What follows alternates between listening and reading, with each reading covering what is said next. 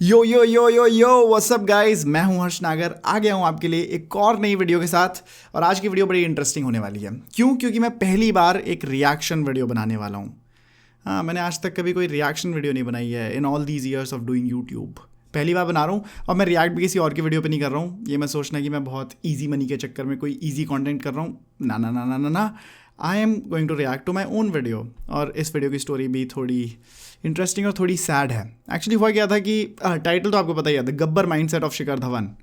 मैं शिखर धवन का ऑनेस्टली बहुत बड़ा फ़ैन हूँ। और इस वीडियो की स्टोरी ये है कि आज से करीब 3-4 महीने पहले जब शिखर धवन ने अपनी रिटायरमेंट ली थी, उस टाइम पे मैंने ये वीडियो बनाई थी। क्योंकि मैंने स्क्रिप्टिंग में थोड़ा ज़्यादा टाइम लगा दिया था, रिसर्च अच्छी करी थी, तो वीडियो बनने में थोड़ा डिले हो गया। और जब मुझे वीडियो डालनी थी वीकेंड के अराउंड, तब मैं वीडियो को डाल नहीं पाया। मैंने वीडियो डाली around some Tuesday morning, Tuesday evening के टाइम पे मैंने वीडियो डाली थी।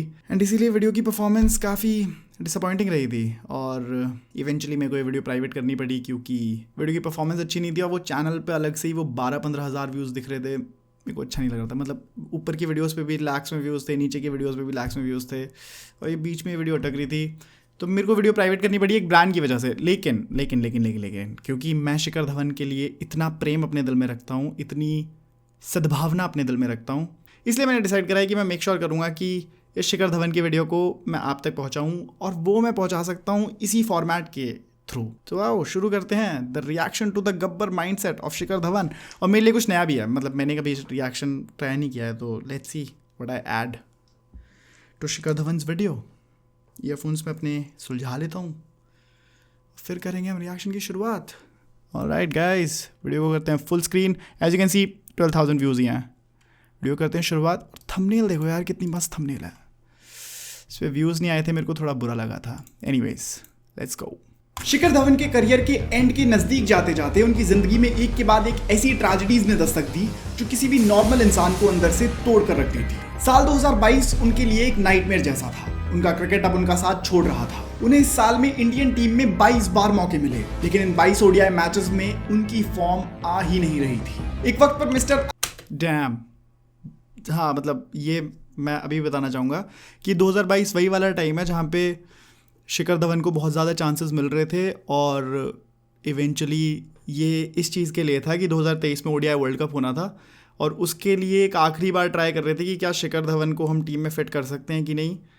और if I am not wrong, अगर मैं चीज़ों को सही से याद कर पा रहा हूँ, और क्योंकि शिखर धवन इन 22 मैचेस में परफॉर्म नहीं कर पाए थे, इसलिए उनकी जगह शुभमन गिल को पिक किया जा रहा था। और इसी टाइम को रेफरेंस करते हुए शिखर धवन ने अपनी एक इंटरव्यू में बोला भी था कि अगर मैं भी उस टाइम पे सेलेक्टर्स की जगह होता तो मैं शुभमन गिल को ही पिक करता। Which is a huge thing to say, to come in an interview and say कि हाँ उस टाइम पे जो शुभमन गिल को मेरी जगह पे लिया गया वो एक सही डिसीजन था, और मैं भी अगर सेलेक्टर्स की जगह होता तो मैं भी वही करता। I think it takes a big heart to say that. और शिखर धवन की स्टोरी में सबसे इंपॉर्टेंट चीज़ वही है कि he is got a big heart और करेज वाले बंदे हैं। और इसीलिए वीडियो का टाइटल है कि the Gabbar mindset.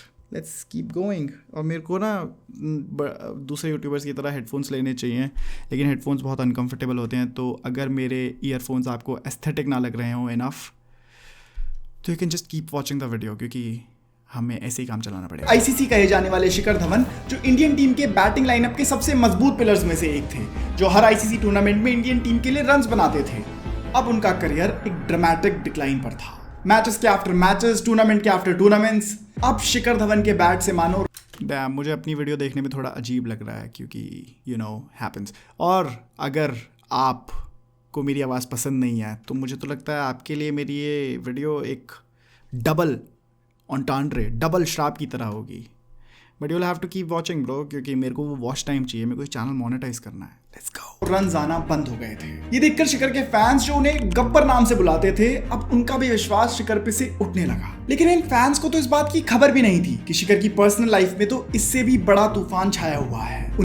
Oh hello ना, पर्सनल लाइफ का तूफान। जानते हैं क्या है पर्सनल लाइफ का तूफान। और मेरे बाल आज बड़े अजीब हो रखे हैं, इस वीडियो में थोड़े सही लग रहे हैं। वो इसलिए क्योंकि मैंने अनफॉर्चुनेटली आज शैम्पू कर लिया था अपने हेयर केयर को ध्यान में रखते हुए।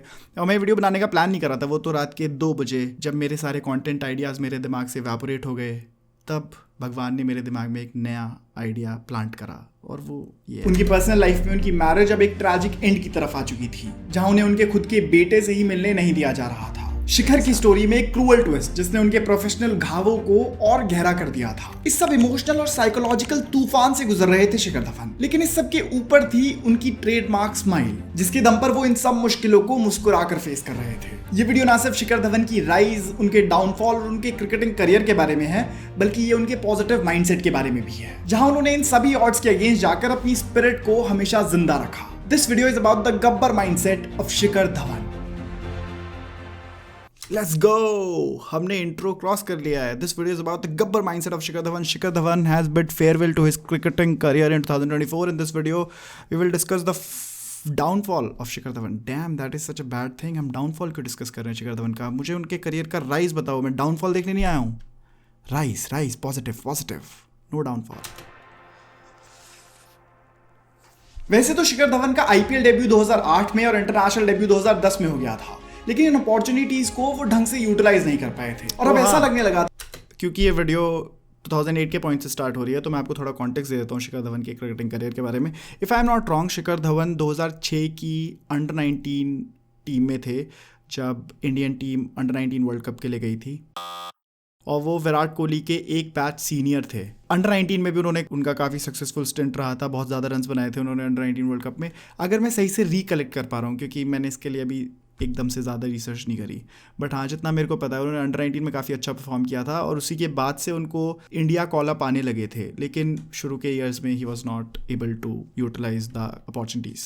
था कि शायद अब शिखर धवन हमेशा के लिए एक डोमेस्टिक क्रिकेट वेटरन बनकर रह जाएंगे. लेकिन फिर 2013 में सिचुएशन कुछ ऐसी बनी कि उन्हें इंडिया की टेस्ट टीम के लिए कॉल अप आया, और फिर इसी के बाद 2013 में उनका टेस्ट डेब्यू होता है ऑस्ट्रेलिया के अगेंस्ट, और ये मैच खेला जा रहा था मोहाली में. और मानो या ना मानो, लेकिन यही मोमेंट उनके करियर के लिए गेम चेंजिंग मोमेंट बनने वाला था. ऑस्ट्रेलिया के खिलाफ इस टेस्ट मैच में शिखर धवन, बाय द वे उनके करियर के लिए गेम चेंजिंग मोमेंट बनने वाला था. ऑस्ट्रेलिया, ये जो प्लांट है ना कोने पे, ये this plant is unfortunately no मोर.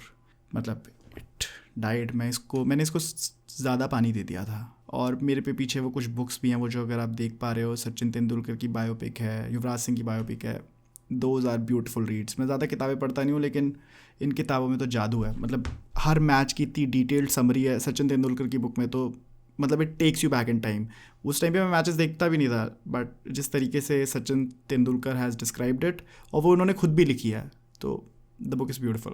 के खिलाफ इस टेस्ट मैच में शिखर धवन एक्स्ट्रॉर्डनरी बैटिंग करते हैं, एक्स्ट्रॉर्डनरी गट्स दिखाते हैं, और अपने डेब्यू मैच में ही 187 रन्स ठोक डालते हैं. अपनी टेस्ट डेब्यू पे ऑस्ट्रेलिया जैसी साइड के अगेंस्ट इतनी अग्रेसिव बैटिंग करके सेंचुरी बना देना, ये साफ साफ दिखा रहा था कि शिखर धवन अब एक क्रिकेटिंग सुपरस्टार बनने के लिए तैयार है. व्हाट मैं फॉलो नहीं कर पाया. अगर हम इसको फिर से सुनेंगे, आई एम सॉरी, जल्दी सुनेंगे. वैसे तो शिखर धवन का आईपीएल डेब्यू 2008 में और इंटरनेशनल डेब्यू 2010 में हो गया था, लेकिन इन अपॉर्चुनिटीज को वो ढंग से यूटिलाइज नहीं कर पाए थे. और अब ऐसा लगने लगा था कि शायद अब शिखर धवन हमेशा के लिए एक डोमेस्टिक क्रिकेट वेटरन बनकर रह जाएंगे. लेकिन फिर 2013 में सिचुएशन कुछ ऐसी बनी कि उन्हें इंडिया की टेस्ट टीम के लिए कॉल अप आया, और फिर इसी के बाद 2013 में उनका टेस्ट डेब्यू होता है ऑस्ट्रेलिया के अगेंस्ट, और ये मैच खेला जा रहा था. अच्छा, तो हमने करा क्या कि हमने 2008 से, जब उनका वो डेब्यू हुआ आईपीएल डेब्यू, और 2010 में हुआ ओडीआई डेब्यू. अच्छा, तो उसके भी 3 साल बाद टेस्ट मैच में जब उन्होंने अपना डेब्यू किया था, टेस्ट क्रिकेट में जब उन्होंने डेब्यू किया था, तब वो लाइमलाइट में आए थे.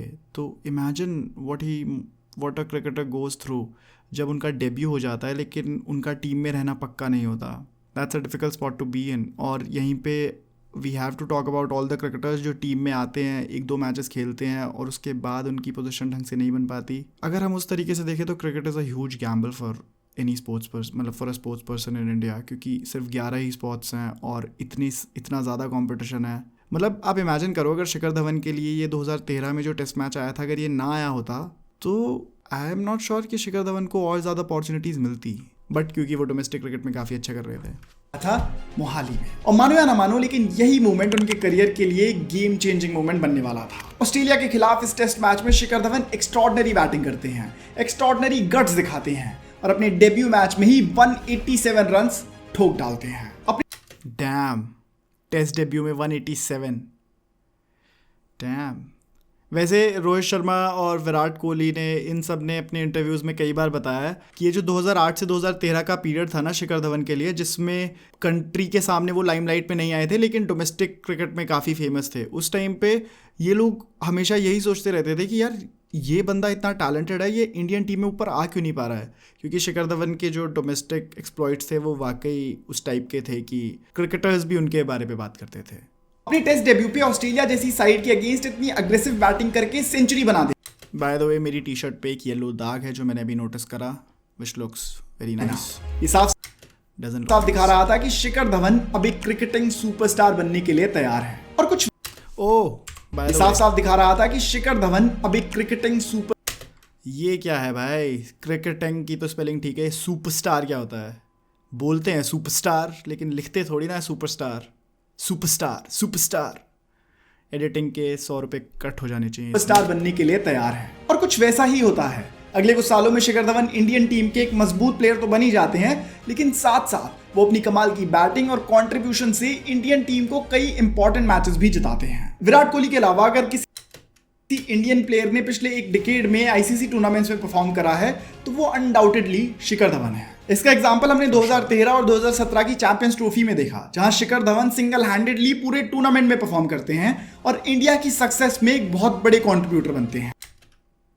ये तो हम सब जानते हैं कि 2013 की चैंपियंस ट्रॉफी इंडियन टीम ने जीती थी, लेकिन जिस चीज को ज्यादातर लोग नजरअंदाज कर देते हैं वो है इस टूर्नामेंट में शिखर धवन की आउटस्टैंडिंग परफॉर्मेंस। उस टूर्नामेंट में ना केवल वो अच्छा, चैंपियंस ट्रॉफी के बारे में बात करने से पहले मैं उस पॉइंट को फिर से इटरेट करना चाहूँगा कि एक्चुअली जब भी टीम क्रंच सिचुएशंस में होती थी, मेरे को याद है वो उन मैचेस, कई सारे मैचेस जब मैं देखता था, और अगर शिखर धवन समाउ फील्ड पे होते थे तो एक स्ट्रॉन्ग विश्वास होता था कि ऑल्दो ये बंदा इतना विराट कोहली जितना आउटस्पोकन नहीं है अपनी एक्सप्रेशन में और रोहित शर्मा जितना एक्सप्लोसिव नहीं है अपने शॉट्स के साथ, लेकिन ये बंदा रिलायबल बहुत है। इसके क्रिकेटिंग शॉट्स हैं, बिल्कुल डिफाइंड क्रिकेटिंग शॉट्स हैं, सफाई है शॉट्स में, और बंदे में एक अलग ही काम डिमीनर के साथ वो कॉन्फिडेंस दिखता था कि हाँ, इस प्लेयर में दम है कि ये मैच को किसी भी पॉइंट पे पलट देगा। अब बात करते हैं चैंपियंस ट्रॉफी की। गोल्डन बैट जीतते हैं, बल्कि टूर्नामेंट के हाईएस्ट रन गेटर बनकर मैन ऑफ द टूर्नामेंट भी बनते हैं। इसी टूर्नामेंट में इंडिया के पहले 2 मैचेस में धवन ने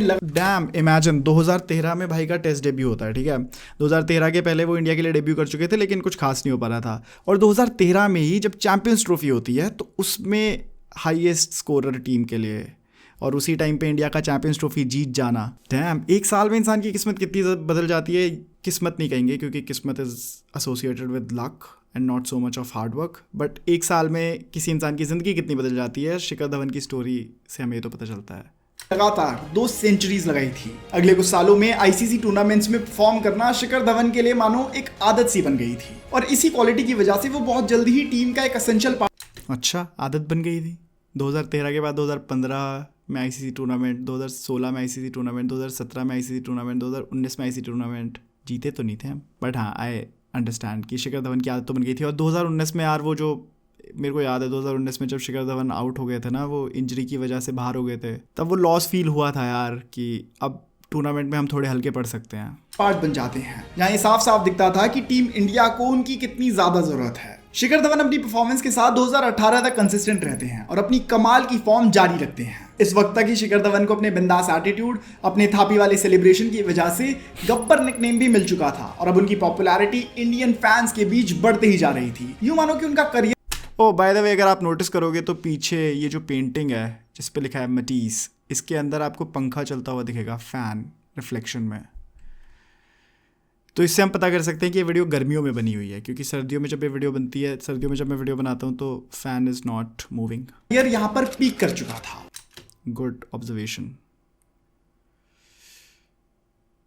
डैम, अब मैं वीडियो को फिर से देख रहा हूँ तो मेरे को एडिटिंग में काफ़ी मिस्टेक्स दिख रही हैं। जैसे ये जो पीक लिखा हुआ है टेक्स्ट, इसके एजेस कितनी पिक्सेलेटेड है, नॉट अ गुड थिंग। उन्होंने 2012 में आयशा मुखर्जी से शादी भी करी, और इस बारे में हम वीडियो में आगे भी डिस्कस करेंगे। But anyhow, for now topic पे वापस आते हैं। धवन इसी बीच 2016 और 2018 के एशिया कप भी टीम इंडिया के साथ जीतते हैं, और 2015 के ओडीआई वर्ल्ड कप में भी धवन की एक्स्ट्राऑर्डिनरी फॉर्म जारी रहती है। बट कुछ ही सालों बाद 2018 तक आते आते उनके करियर में कुछ रुकावटें आने लगती हैं, और यही रुकावटें आगे जाकर उनके डाउनफॉल का कारण भी बनती हैं। शिखर धवन को इस बात का तो 2013 to 2017 is when Shikhar Dhawan was at his peak. 2018 से फिर वो प्रॉब्लम्स की शुरुआत होती है। 2013 to 2017, damn, not so many years. बिल्कुल अंदाजा नहीं रहा होगा कि अपने टेस्ट डेब्यू के सिर्फ 5 साल बाद यानी कि 2018 में वो अपने टेस्ट करियर से अलविदा कहने वाले थे। ऐसे हमने पहले भी डिस्कस करा है कि धवन के करियर को राइज उनके टेस्ट डेब्यू से ही मिली थी, लेकिन उसके कुछ ही सालों बाद धवन की टेस्ट परफॉर्मेंसेस बहुत ही इनकंसिस्टेंट रहने लगती हैं। जहां इंडियन टीम में एक तरफ चेतेश्वर पुजारा, अजिंक्य रहाणे और विराट कोहली कंसिस्टेंटली परफॉर्म कर रहे थे, वहीं शिखर धवन के बैट से हमें कई बार डिसअपॉइंटिंग परफॉर्मेंसेस देखने को भी मिलती थी। और ऐसा ही कुछ हमें 2018 की इंग्लैंड सीरीज में साफ साफ देखने को मिलता है। टीम इंडिया 5 टेस्ट, 3 T20 और 3 ओडीआई खेलने के लिए इंग्लैंड का दौरा करती है। ये टूर इंडियन टीम के लिए तो काफी टफ रहने वाला था ही, लेकिन जिस प्लेयर का करियर इस टूर से सबसे ज्यादा अफेक्ट होने वाला था वो थे शिखर धवन। T20 सीरीज जीतने और ओडीआई सीरीज को 2-1 से हारने के बाद टीम इंडिया अपने फाइनल फ्रंटियर पे पहुंच चुकी थी, जो कि 5 टेस्ट मैचेस होने वाले थे। ये सीरीज खेली जाती है और ये कहना बिल्कुल भी गलत नहीं होगा कि टीम इंडिया इस सीरीज में इंग्लैंड के आसपास भी नहीं आ पा रही थी, जहां इंडियन टीम इस सीरीज को 4-1 के वन साइडेड मार्जिन से हार जाती है। उस सीरीज में एक हाफ सेंचुरी लगाना तो छोड़ो, बल्कि शिखर धवन को टेस्ट टीम से ड्रॉप करने की नौबत आ गई थी। सेकंड टेस्ट मैच में उनकी पुअर फॉर्म को देखते हुए उन्हें ड्रॉप भी कर दिया गया था, लेकिन रिमेनिंग टेस्ट मैचेस के लिए उन्हें स्क्वाड में वापस लाया गया। मानो टेस्ट टीम में अपनी जगह पक्की रखने के लिए शिखर धवन को आखिरी मौके दिए जा रहे थे। And as fate would have it, Shikhar Dhawan अपनी इस अपॉर्चुनिटी को ग्रैब करने में फेल हो जाते हैं और ये सीरीज उनके करियर की आखिरी टेस्ट सीरीज बनकर रह जाती है। लेकिन इस सब के बावजूद टाइम पे भी टेस्ट में ओपनर्स काफी आ रहे थे ना। KL Rahul was opening, Murali Vijay was also opening और Rahane was also there middle order में। जो शिखर धवन की T20 और ओडीआई फॉर्म अभी भी टॉप क्लास थी। इसी सब के बीच हमें उनके 2019 वर्ल्ड कप कैंपेन से ऑस्ट्रेलिया के खिलाफ लगाई गई वो सेंचुरी याद आती है, जहां हमने शिखर धवन की मेंटल फोर्टिट्यूड की ताकत देखी थी। और इसी पारी में उनका इंडियन टीम की तरफ डेडिकेशन भी साफ साफ दिख रहा था। इस मैच में शिखर धवन ने टूटे हुए अंगूठे के साथ ही 117 रन मार दिए थे, जिसकी वजह से इंडिया उस मैच में ऑस्ट्रेलिया को हरा पाई थी। 2019 वर्ल्ड कप में इंडिया का दूसरा मैच ही डिफेंडिंग चैंपियंस ऑस्ट्रेलिया के खिलाफ था। जीत के आसार थोड़े कम लग रहे थे, लेकिन अगर इंडियन टीम को वो मैच जीतना था तो इंडियन टीम के बड़े प्लेयर्स का परफॉर्म करना काफी जरूरी था। और फिर हमें देखने को मिली वो 117 रन की शानदार पारी, जिसे मैं इजीली रिसेंट वर्ल्ड कप्स की one of the top innings rate करूंगा। इस सेंचुरी के बावजूद भी उस दिन तो धवन ने सेंचुरी मार दी थी, लेकिन एग्जैक्टली इसी दिन से धवन के करियर की मुश्किलों का मेरे को जस्ट रियलाइज हुआ कि ऑल्दो मैं इस वीडियो पे रिएक्ट करते हुए इस वीडियो को अपलोड कर दूंगा, लेकिन इस वीडियो का जो म्यूजिक है वो तो सिर्फ उसी चैनल के लिए लाइसेंस्ड है। I don't know how it will work. शुरू होने वाला था। 2018 में वो टेस्ट स्क्वाड से तो ड्रॉप हो ही चुके थे और अब वो अपना रिमेनिंग 2019 वर्ल्ड कप एक थंब इंजरी के चक्कर में मिस करने वाले थे। धवन आज भी कहते हैं कि उन्होंने पूरी कोशिश करी थी कि उनकी थंब इंजरी जल्दी से रिकवर हो जाए और वो बाकी का वर्ल्ड कप खेलने के लिए वापस। अब हम वीडियो को पॉज नहीं करेंगे क्योंकि ये वीडियो बहुत लंबी हो जाएगी, वरना ऑलरेडी अगर मैं देखूं तो ये वीडियो हो चुकी है 20 मिनट की। शिट, हम वीडियो को पॉज नहीं करेंगे, हम इस वीडियो को जल्दी से खत्म करेंगे क्योंकि वरना टीम में आ जाए। बट ऐसा कुछ नहीं होता है और अपनी उस ब्रिलियंट नॉक के बाद शिखर 2019 वर्ल्ड कप को अलविदा कह देते हैं। ये धवन के लिए तो हार्ट ब्रेकिंग था ही, लेकिन उससे भी ज्यादा हम फैंस के लिए हार्ट ब्रेकिंग था, क्योंकि हमें पता है कि उनके जाने के बाद सेमीफाइनल्स में इंडियन टीम का क्या हाल हुआ था और अगर शायद उस दिन टीम में शिखर धवन होते तो शायद मैच का रिजल्ट भी कुछ और हो सकता था। 2019 के बाद शिखर धवन 2020 तक ज्यादा इंटरनेशनल मैचेस नहीं खेले और उसके बाद तो खैर सबकी जिंदगी में ही लॉकडाउन की। अगर हम इंटरनेशनल मैचेस की बात कर रहे हैं तो हमने आईपीएल की फोटो भी दिखा रखी है, एडिटिंग कट ज्यादा इंटरनेशनल मैचेस नहीं खेले और उसके बाद तो खैर सबकी जिंदगी में ही लॉकडाउन की एंट्री हो गई थी। अगर धवन की प्री लॉकडाउन परफॉर्मेंस की बात करें तो डाउनफॉल के नाम पर सिर्फ वो टेस्ट टीम में अपनी जगह नहीं बना पा रहे थे और 2019 वर्ल्ड कप को थंब इंजरी से मिस करना पड़ा था। लेकिन लॉकडाउन के बाद उनका करियर म्यूजिक शिफ्ट हुआ है, कुछ तो होने वाला है, कुछ तो होने वाला है। मेरे को स्टोरी नहीं पता, लेकिन म्यूजिक शिफ्ट हुआ है तो कुछ तो होगा, बड़ा होगा, बदतर होता चला गया। 2020 में जहां उन्होंने 100 प्लस स्ट्राइक रेट से 455 रन बनाए थे, वहीं 2021 में उनका स्ट्राइक रेट गिरकर 93 हो गया। 7 ही तो पॉइंट गिरा यार, इतनी क्या बड़ी बात हो गई। आगे बताओ। और रन्स गिर के 387 हो गए। और हाँ, पिछले साल कितने थे? 2020 में जहां उन्होंने 100 प्लस स्ट्राइक रेट से 455 रन बनाए थे, वहीं 2021 में उनका स्ट्राइक रेट गिरकर 93 हो गया और रन्स गिर के 387। रन्स तो ज़्यादा नहीं गिरे, बट आई एम श्योर कि 2021 में उन्हें ज़्यादा मौके मिले होंगे और उनका एवरेज कम रहा होगा। एवरेज यहाँ पे बहुत इंपॉर्टेंट स्टैटिस्टिक है जो मैंने नहीं बताई है, which is again a big mistake. और हाँ, हम यहाँ किसी पर्टिकुलर सीरीज की बात नहीं कर रहे, बल्कि पूरे कैलेंडर ईयर में उनके रन्स की बात कर रहे हैं, और वो भी ओडीआई और T20 के रन्स मिलाकर।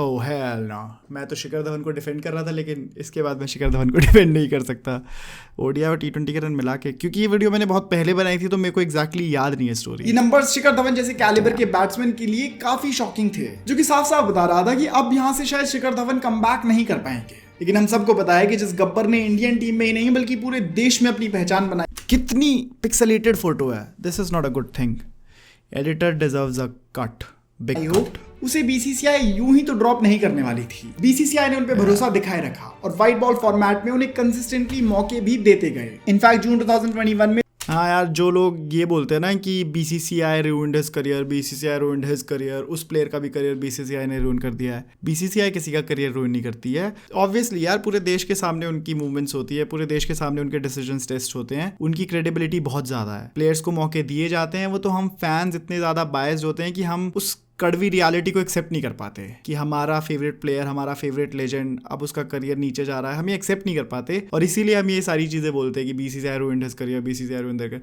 आई एम श्योर कि एक दो इंस्टेंसेस होते होंगे जहाँ पे बीसीसीआई के कुछ बायस डिसीजंस होते होंगे प्लेयर्स के अगेंस्ट, बट मोस्टली ऐसा मेरे को तो नहीं दिखता। मेरे को लगता है कि जहाँ पे परफॉर्मेंस होती है वहाँ पे बीसीसीआई प्लेयर को सही तरीके से बैक करती है और लंबे टाइम तक बैक करती है। और अब शिखर धवन के साथ भी कुछ वैसा ही होगा। तो धवन को श्रीलंका कि ऑलरेडी 2 सालों से उनकी परफॉर्मेंस नहीं आ रही थी। 2020 में परफॉर्मेंस नहीं आई थी, 2021 में परफॉर्मेंस नहीं आई थी। अगर 2 साल तक एक प्लेयर परफॉर्म नहीं कर रहा है तो 2022 में बीसीसीआई देखो कैसे उसे बैक कर अगेंस्ट ओडीआई और टी20आई की टेम्पररी कैप्टनसी भी थमा दी गई थी। लेकिन फिर आया साल 2022 और इस साल मानो शिखर धवन के क्रिकेट करियर के कॉफिन में एक फाइनल नेल की तरह साबित होने वाला था। अब 2020 से खराब फॉर्म के बावजूद भी धवन को मौके तो कई मिल रहे थे, लेकिन अब उनके करियर का एक ऐसा पॉइंट आ गया था जहां बीसीसीआई उन्हें आखिरी मौके दे रही थी कि अगर अब 2022 में उनकी परफॉर्मेंस निकल कर नहीं आती है तो शायद टीम इंडिया उनके बियॉन्ड देखना शुरू कर देगी। ऐसे में 2023 का ओडीआई वर्ल्ड कप काफी इंपॉर्टेंट हो जाता है, क्योंकि न केवल शिखर धवन खुद इस वर्ल्ड कप को खेलना चाहते थे, बल्कि हम इंडियन क्रिकेट फैंस भी चाहते थे कि जो चीज 2019 में अधूरी छूट गई थी वो अब 2023 में आके पूरी हो जाए। बट अगर ऐसा होता तो हम शायद ये वीडियो ही ना बना रहे होते। 2022 ही शिखर धवन के लिए एक नाइटमेयर ईयर साबित होता है। 2022 में धवन ने इंडियन टीम के लिए 22 ओडीआई मैचेस खेले, 22, और इन 22 मैचेस में उन्होंने सिर्फ 688 रन बनाए, जिसमें केवल 2 22, अरे यार 22 मैचेस में 688 is very less. Half century शामिल थी और एक भी सेंचुरी नहीं थी, और इसमें उनका एवरेज भी गिरकर अब 34 तक आ गया था। 34 is not a very bad average. 34 is not that bad, but हाँ, क्योंकि टीम में शुभमन गिल, ईशान किशन और कई सारे मिडिल ऑर्डर में प्लेयर्स का राइज हो रहा था, तो the transition was clearly happening. और इंपॉर्टेंट मैचेस में परफॉर्मेंस ना आना एक बहुत बड़ा फैक्टर बन जाता है। परफॉर्मेंस में इतने सडन डिप के बाद बीसीसीआई भी अब उन्हें बैक नहीं कर पा रही थी, और दिसंबर में बांग्लादेश सीरीज के बाद इवेंचुअली उन्हें ड्रॉप कर दिया गया। वो आखिरी बार था जब हमने शिखर धवन को एक इंडियन जर्सी में देखा था। अपने लो, मैंने तो आज फिर देख लिया शिखर धवन को इंडियन जर्सी में। क्या बात कर रहे हो यार तुम? मैं तो अब देख रहा हूँ, लोग भी देख रहे हैं जो वीडियो को देख रहे हैं। वनडे मैच में जहां शिखर धवन महज 3 रन बनाकर ही आउट हो गए थे, उसी मैच में यंग टैलेंट ईशान किशन ने एक रिकॉर्ड ब्रेकिंग डबल सेंचुरी बनाई थी, जिसने 2023 वर्ल्ड कप के दरवाजे। I am happy for Ishan Kishan कि उसने इतना बड़ा रिकॉर्ड बनाया था, but I am also little sad कि ईशान किशन के साथ अब जो चीज़ हो रही है पिछले 2 सालों से, इतना amazing talent white ball cricket के लिए स्पेशली, वो पता नहीं उसको उसके लिए कह सकते हैं कि बीसीसीआई ruined his career। लेकिन बट हाँ, IPL is a big opportunity. IPL में Ishan Kishan I am sure फिर से आएंगे, अब सनराइजर्स हैदराबाद में आएंगे, फिर से वो तेज़ खेलना शुरू करेगा वो बंदा, और वो वापस टीम में आ जाएगा। And I am excited to see him कि वो वापस टीम में आ जाए। दरवाजे शिखर धवन के लिए हमेशा के लिए बंद।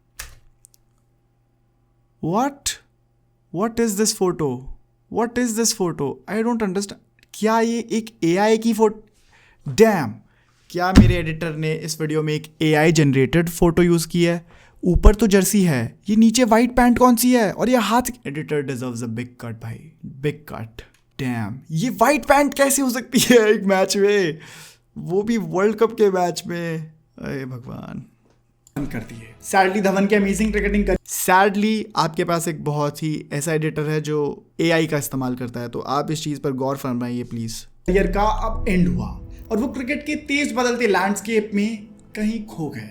शिखर धवन के साथ इतना सब बुरा हो ही रहा था, लेकिन इसी सब के बीच इंडियन क्रिकेट फैंस के सामने एक शॉकिंग खबर आती है। 5 अक्टूबर 2023 को ये खबर आती है कि दिल्ली की फैमिली कोर्ट ने शिखर धवन की डाइवोर्स रिक्वेस्ट एक्सेप्ट कर ली है। जी हाँ, आपने सही सुना, दिल्ली फैमिली कोर्ट ने डाइवोर्स रिक्वेस्ट एक्सेप्ट कर ली, ये कहते हुए कि जो this is the worst part. मतलब खैर वैसे तो we no one to comment on his personal life, और मैं वो कॉमेंट करूंगा भी नहीं, क्योंकि I actually like Shikhar Dhawan a lot, और एक इंसान की पर्सनल लाइफ और प्रोफेशनल लाइफ के बीच एक बाउंड्री होनी चाहिए which we have to respect. तो this is not a lot that I can say to it, but it's very tragic.